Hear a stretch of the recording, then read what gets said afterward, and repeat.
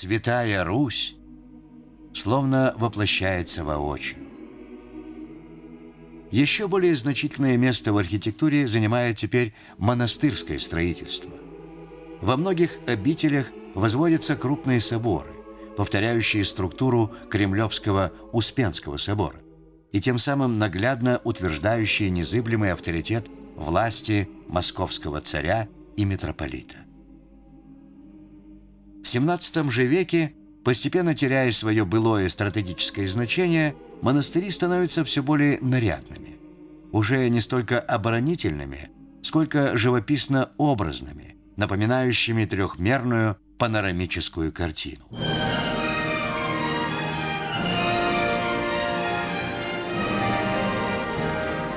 Стены и башни многих монастырей соперничают по масштабам и мощи своей со стенами и башнями городских кремлей-крепостей.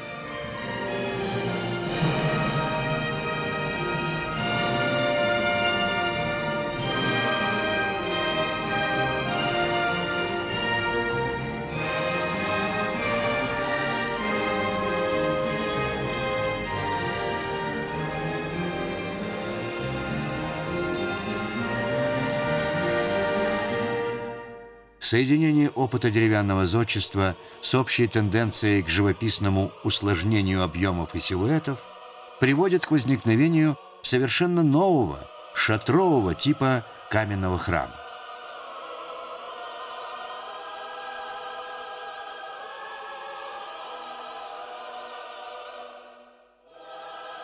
Позднее шатрами все чаще завершают не только основной объем храма, но и проездные ворота и колокольни.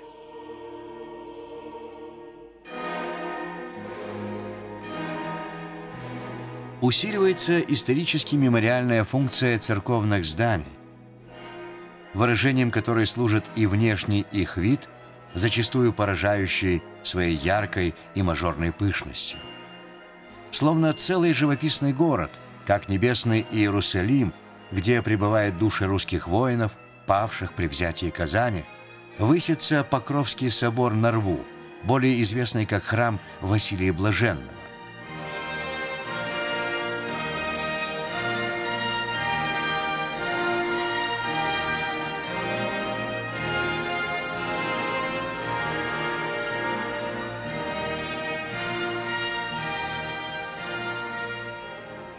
Вводится целый ряд конструктивных новшеств. Умножается число храмовых пределов, обходных галерей, гульбищ, узорных крылец, а также разного рода декоративных деталей.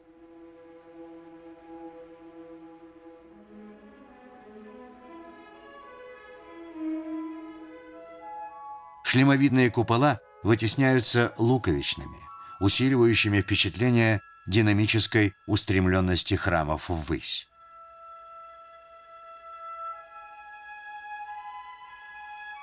Значительно обогащается и красочный колорит зданий. Традиционному контрасту белого камня и кирпичной кладки теперь добавляется раскраска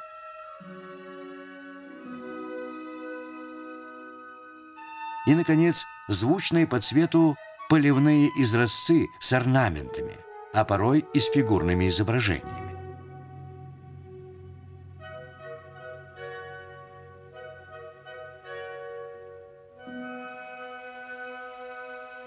Наконец, по замыслу патриарха Никона под Москвой строится Новый Иерусалим, который символически воспроизводит пейзаж Святой Земли вместе с храмом Гроба Господня.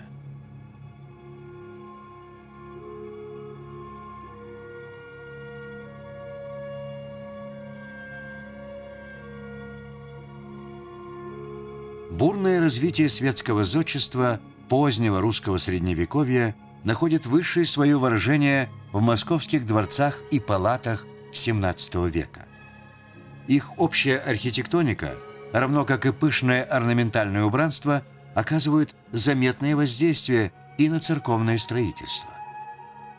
Светское и религиозное начало в архитектуре теперь общаются по закону сообщающихся сосудов, уже не разделенные той строгой иерархией, что царило в искусстве классического Средневековья.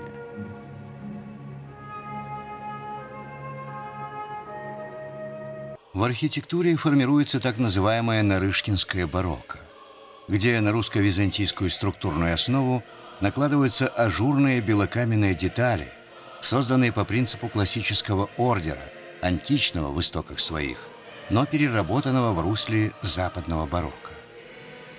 Европейский мир, в том числе и мир искусства, как религиозного, так и светского, становится все более тесным и внутренне взаимозависимым.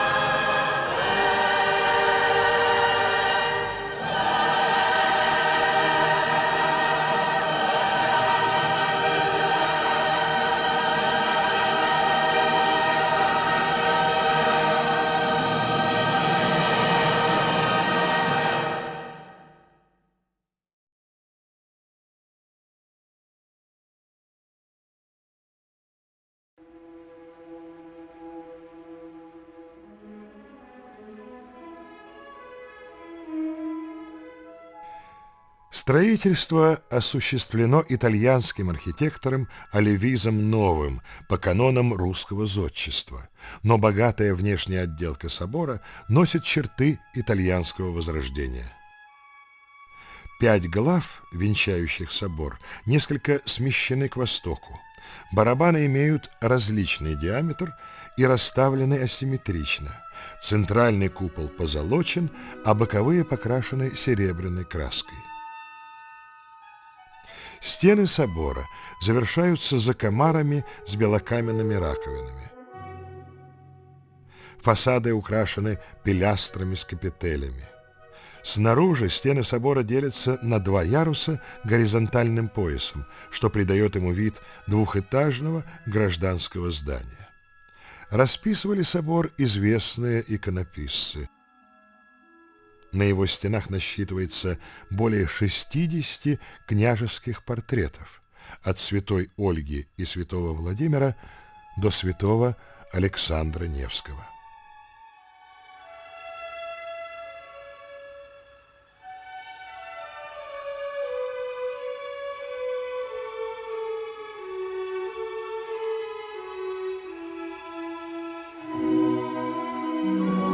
Новодевичий монастырь едва ли не самый красивый из московских монастырей.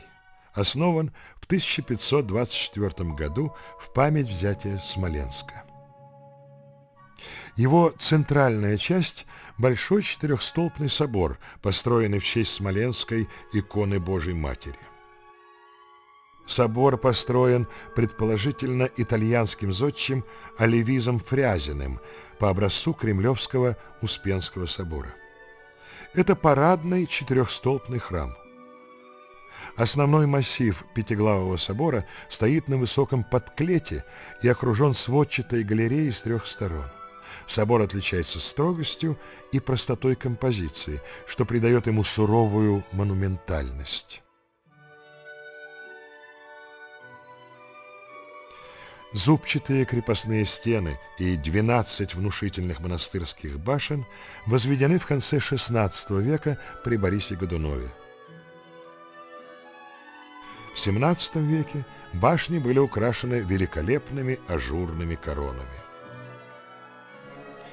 В недолгое правление сестры Петра Великого, царевны Софьи, в Новодевичьем монастыре возвели изумительную многоярусную колокольню в стиле московского или нарышкинского барокко, самую высокую колокольню в Москве после колокольни Ивана Великого.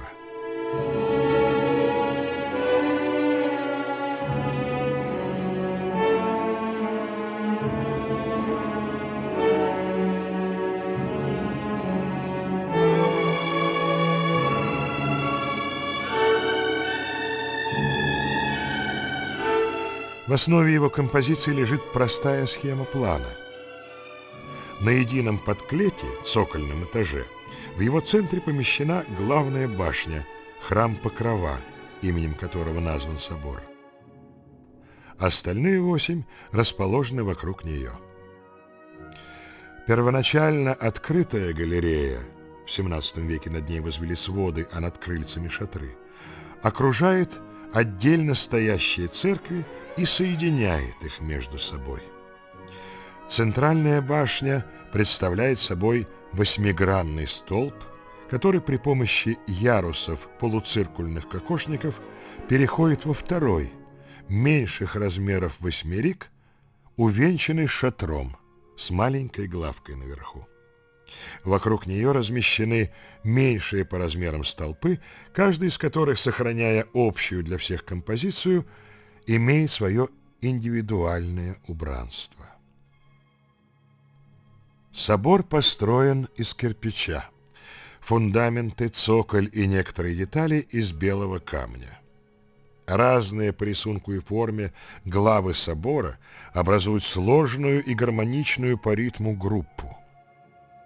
Богатство и красочность декоративных элементов разных размеров и по-разному декорированных кокошников, пилястров, филенок, стрел, мышекулей, карнизов и тому подобное придают ему сказочную нарядность.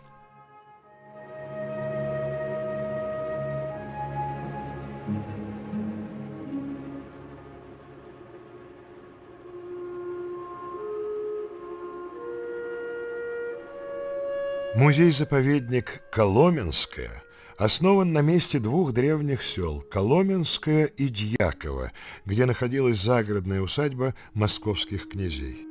Это замечательный природный ландшафт, шедевры древнерусской архитектуры. К последним относятся комплекс дворцовой царской усадьбы и несколько храмов. Построенный в 1532 году в честь рождения царя Ивана IV Грозного шатровый храм Вознесения Христова признан ЮНЕСКО архитектурным памятником мирового значения. Красота домовой церкви царя Алексея Михайловича в честь Казанской иконы Божией Матери также вызывает восхищение. В ней хранится чудотворный образ Богоматери Державной, обретенный 2 марта 1917 года в Коломенском в храме Вознесения Христова. В Коломенской были перевезены многие интересные памятники истории.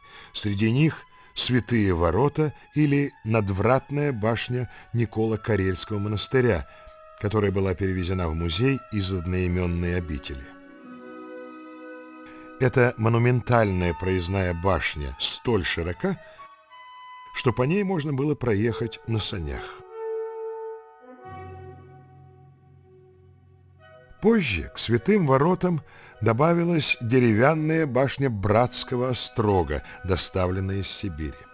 По преданию, в этой башне был заточен и содержался после истязания кнутом вдохновитель старообрядчества протопоп Аввакум Петрович, канонизированный впоследствии старообрядческой церковью в лике священномученика.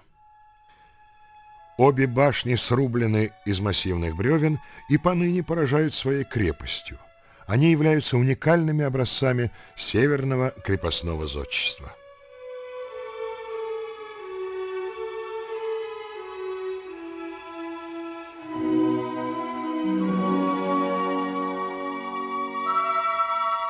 Самым интересным явлением в русской архитектуре XVI века стало возникновение нового типа храма, в основу которого положен шатер, конструкция перекрытия, хорошо известная в русском деревянном зодчестве.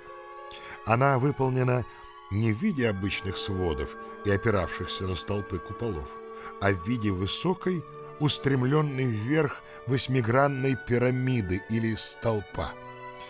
В 1532 году в селе Коломенском был построен первый и наиболее совершенный шатровый храм в честь Вознесения Господня.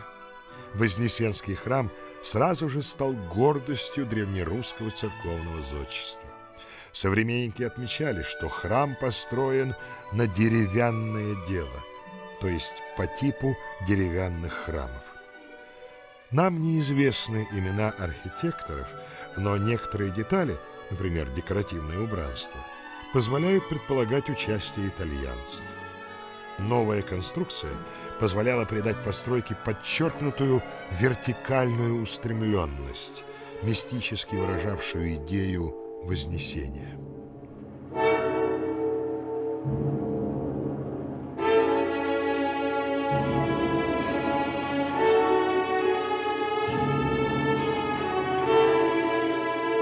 Три этажа жилых хором дворца поставлены с отступом от стен древних палат. Также с отступом от стен третьего и четвертого этажей расположен и чердак или теремок. Таким образом, дворец получил ярусный, ступенчатый силуэт. Нарядность архитектуры дворца достигается благодаря белокаменным с треугольными фронтонами, резными наличниками окон, где использован мотив двойной арки с подвесной гирькой. С южной стороны было парадное крыльцо с постельной лестницей.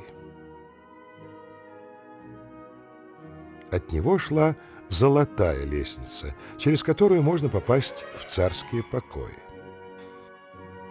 Интерьеры дворца впервые в России были построены в виде анфилад. Их первоначальный богатый декор не сохранился вследствие ремонтных работ и пожара 1812 года. Эти красочные росписи выполнены в XIX веке по образцам XVII века. Тогда же были реконструированы резная деревянная мебель и изразцовые печи.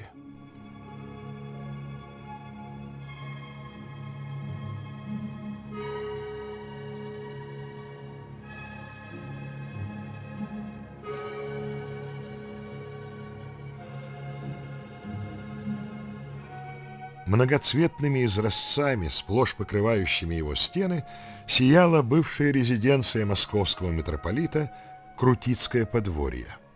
Строили ее в виде причудливого теремка по заказу митрополита Крутицкого, исторический титул митрополитов московских.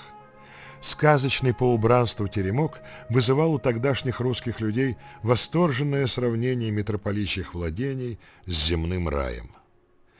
Во второй половине XVII века Крутицкое подворье достигает своего расцвета и постепенно приобретает современный вид. Строятся двухэтажные митрополичьи палаты и новый Успенский собор с колокольней, соединенные стеной-переходом. В конце XVII века строят парадный вход в подворье, так называемые «святые ворота», с надвратным теремком, украшенным изразцами из многоцветной керамики.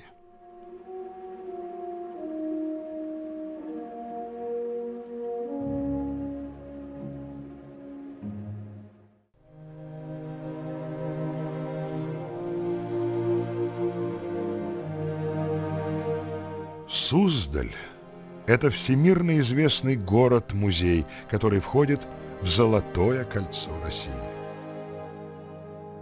Здесь сохранилось свыше 200 памятников архитектуры, множество храмов и 4 монастыря. Когда идешь по Суздалю, то постоянно видишь купола и главы церквей. Богородице-Рождественский собор посреди Суздальского Кремля самый большой из суздальских храмов. Вокруг Кремля кое-где сохранились остатки земляных валов. В самом Кремле располагается музей, который занимает архиерейские палаты. На другом берегу Каменки можно разглядеть музей деревянного зодчества.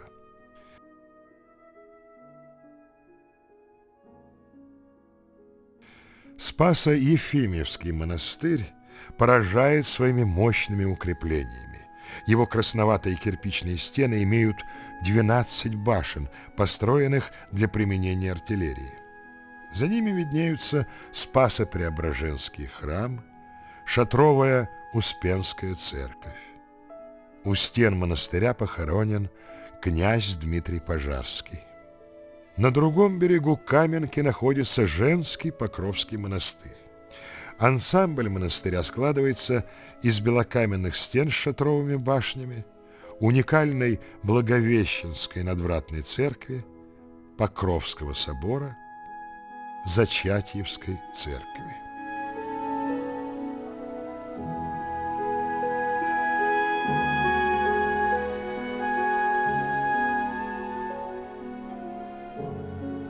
Воскресенский Новоиерусалимский монастырь – уникальное явление в русской истории. Замысел его основателя, патриарха Никона, был поистине дерзновенный – воссоздать под Москвой святую землю христиан с точным подобием храма гроба Господня, его топографией и реликвиями. Как архитектурный ансамбль, Новый Иерусалим сложился сравнительно быстро с 1657 по 1697 год. Святые ворота обители увенчаны надвратной церковью в честь входа Господня в Иерусалим. Позади нее, за стенами, виднеется Воскресенский собор и огромный каменный храм в виде шатра, устроенный над часовней гроба Господня. Все детали храма были выполнены из изразцов. Порталы входов, наличники, пояса карнизы как бы соперничали друг с другом по изощренному многообразию орнаментов. Даже покрытие шатра было из поливной черепицы. Многие декоративные формы наружного убранства не только предвосхищали, но и служили образцом для мастеров последующего московского барокко. Обрушение шатра, два пожара в первой половине XVIII века нанесли значительные повреждения этому удивительному творению русского художественного гения. В 1748 году началось восстановление шатра по проекту Бартоломео Растрелли. Он был выполнен заново, но уже из дерева, с применением барочных деталей убранства. Главный храм обители Воскресенский собор в плане приблизительно повторяет одноименный собор в Иерусалиме. Он был задуман как сложное сооружение, вмещавшее 356 пределов по числу дней в году. Но идею эту осуществить не удалось.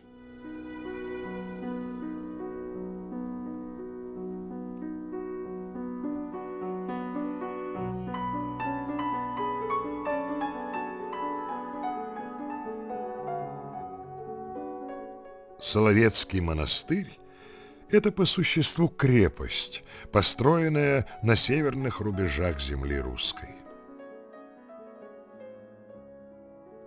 Новые каменные стены сооружались из огромных валунов и гранитных обломков, промежутки между которыми заполнялись кирпичом и заливались известью. Крепость отвечала всем требованиям фортификационного искусства своего времени и была рассчитана на круговую оборону с использованием артиллерии. 5 угловых башен крепости круглые, однотипные по своей структуре и отличаются друг от друга только в деталях и размерами. Они имеют шатровое покрытие, а некоторые из них имеют еще и помещение вверху для обзора окружающей местности. Также в монастыре были возведены каменные соборы, церкви, многочисленные жилые и хозяйственные постройки. Предельно лаконичная и выразительная архитектура Соловецкого монастыря гармонично сливается с суровой северной природой.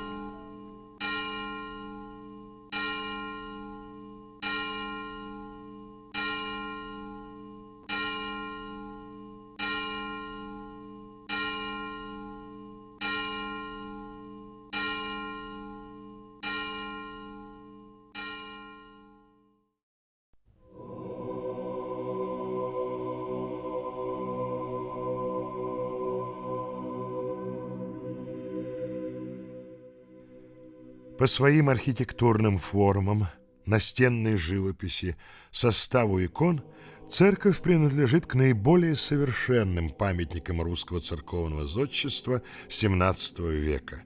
Поистине это гармонический художественный ансамбль. Храм с четырехъярусной колокольней имеет 5 глав и отличается асимметрией. Сочетание луковичных глав и шатровых покрытий придает ему удивительно живописный, действительно сказочный вид. Роспись, созданная артелью мастеров под руководством знаменитых иконописцев Гурия Никитина и Силы Савина, напоминает красочный многоцветный ковер. Роспись выполнена в смешанной технике – фресковой живописи, красками, разведенными на воде по сырому известковому грунту, и темперной, красками на клеевой или яичной основе по сухой штукатурке. Основной цикл этих фресок состоит из сюжетов из жития пророка Илии, которому посвящена церковь, и сцены жизни пророка Елисея, ученика Илии. Композиции росписей представляют собой жанровые сцены.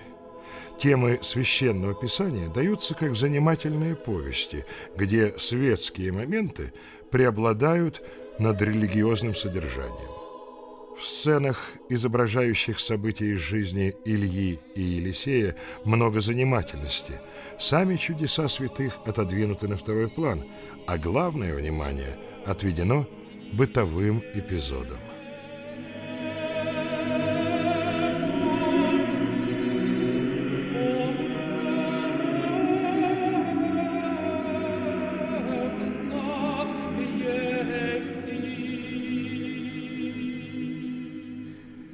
Храм напоминает нарядную игрушку, вынутую из шкатулки. Отдельные его детали повторяют мотивы собора Василия Блаженного. Поражает обилие кокошников и красивых наличников.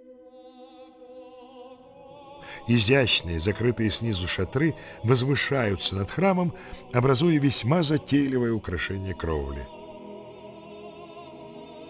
Церковь Рождества в Путинках – уникальный образец русского узорочья и последний памятник многошатрового зодчества в Москве. С 1653 года строительство шатровых храмов на Руси было запрещено.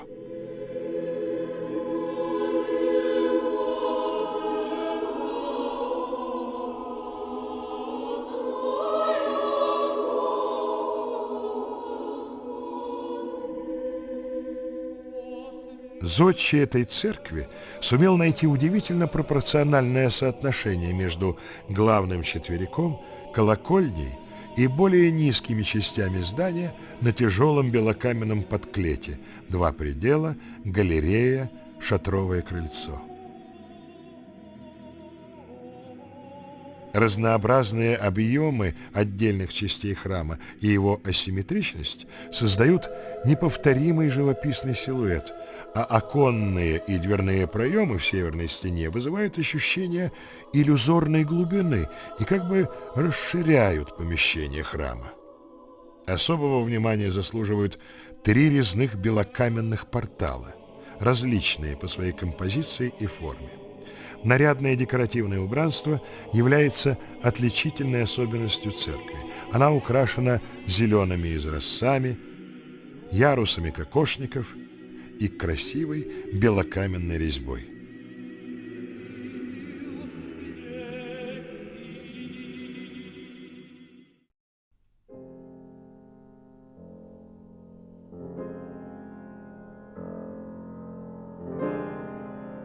Белизна высоких каменных стен, уступы башен, лазурь неба, серебро и золото куполов ростовского Кремля — все это сливается в какую-то радостную рукотворную симфонию. Надвратные храмы ростовского Кремля построены согласно древней новгородской традиции. Лаконичность и ясность гладких стен определяют их облик в гармоническом сочетании ровных, взаимодополняющих плоскостей. В отличие от Новгорода, эта белокаменная гладь дышит не суровым величием и мощью некой первозданной силы, а задумчивой красотой и изяществом. При митрополите Московском Ионе Сысоевиче все 3 надвратных храма Ростовского Кремля были расписаны фресками, которые сплошь покрывают стены. Была сооружена огромная звонница. Ростовский Кремль построен таким своеобычным образом, что по его галерее можно пройти в любую погоду, не замочив ног, от храма к храму и от палаты к палате. И сегодня здесь можно прохаживаться, любуясь храмами и слушая могучий звон колоколов.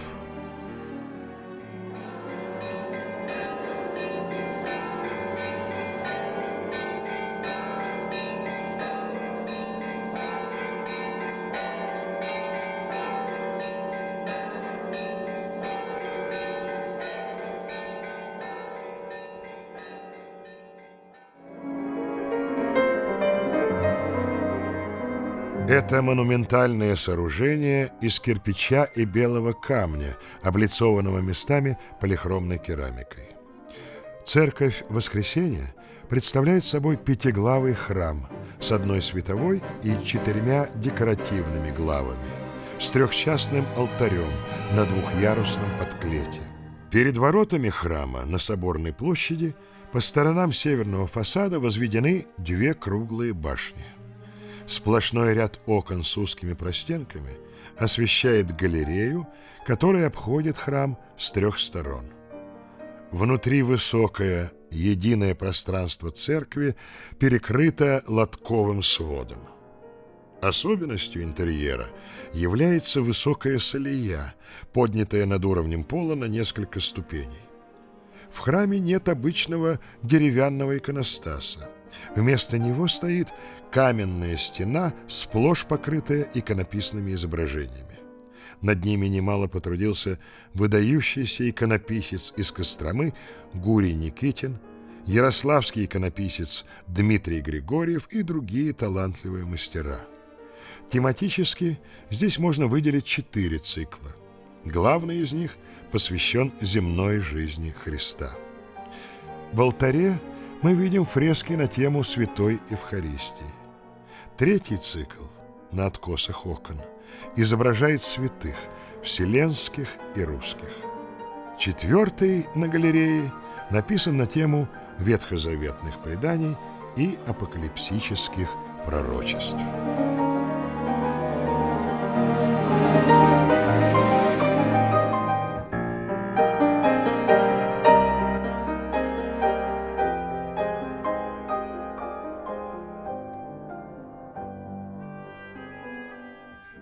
Это уникальный вариант церкви притрапезной, архитектурный тип которой разрабатывался русскими зодчими с начала XVI века. Одноглавый, с 3-лопастным покрытием, храм высоко поднялся над всеми другими храмами Ростовского Кремля. Спокойная выразительность его гладких стен подчеркнута невысоким рельефом лопаток, аркатурным поясом и узкими окнами в толще стены. Барабан золотой главы поставлен на 4-гранное возвышение, трибунку, что делает его еще выше. Интерьер церкви производит глубокое впечатление своей уникальностью. Обширная солея с золоченой колоннадой приподнята на несколько ступеней. Каменная алтарная преграда покрыта сплошными фресками. Царские врата обрамлены порталом. В соответствии с посвящением храма росписи иллюстрируют евангельское повествование о земной жизни Христа и его явлениях после воскресения. Мы видим главные сюжеты евангельского цикла: распятие, снятие со креста, положение во гроб, воскресение и сошествие Святого Духа на апостолов. Вся западная стена храма посвящена композиции «Страшный суд».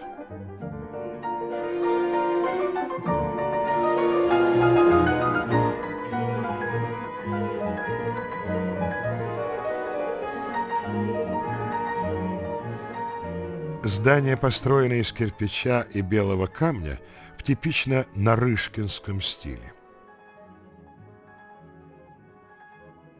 Это великолепный образец русского узорочья. Снаружи палата и церковь пышно декорированы росписью, наподобие шахматной доски, лепниной, многоцветными изразцами и белокаменной резьбой. Все это придает сооружению необычайную яркость и жизнерадостность.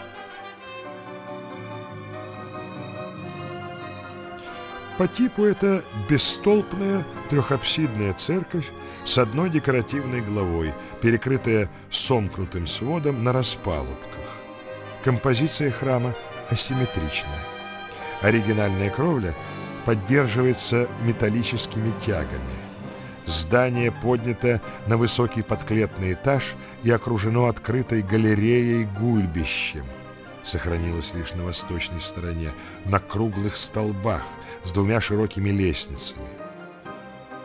Украшено фризом из больших скульптурных раковин и витых белокаменных колонок.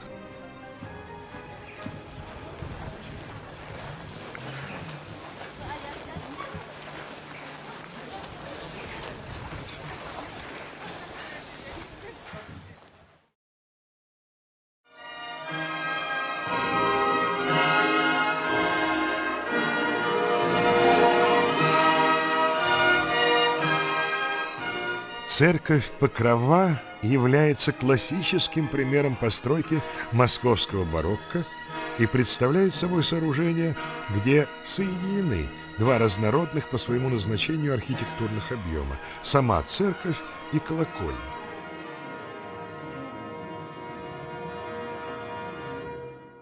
Она построена из кирпича, декоративные элементы из белого камня. Церковь стоит на высоком подклете и окружена открытой галереей папертью на аркадах, широко раскинувшимися лестницами. Ее четверик со всех сторон охватывают полукружие алтаря и трех притворов, завершенные главками на граненых барабанах. Над сомкнутым сводом светового восьмерика церкви возвышается небольшой восьмерик колокольни со сквозными арками, увенчанный главкой на барабане. Все фасады храма решены одинаково. Резной белокаменный декор с элементами архитектурного ордера зрительно связывает все части постройки по вертикали. Он занимает строго определенные места. Ярусный силуэт церкви Покрова необычайно выразителен. Ее уменьшающиеся в размерах объемы создают эффект вертикального движения вверх, а ажурный белокаменный декор придает ему легкость и изящество.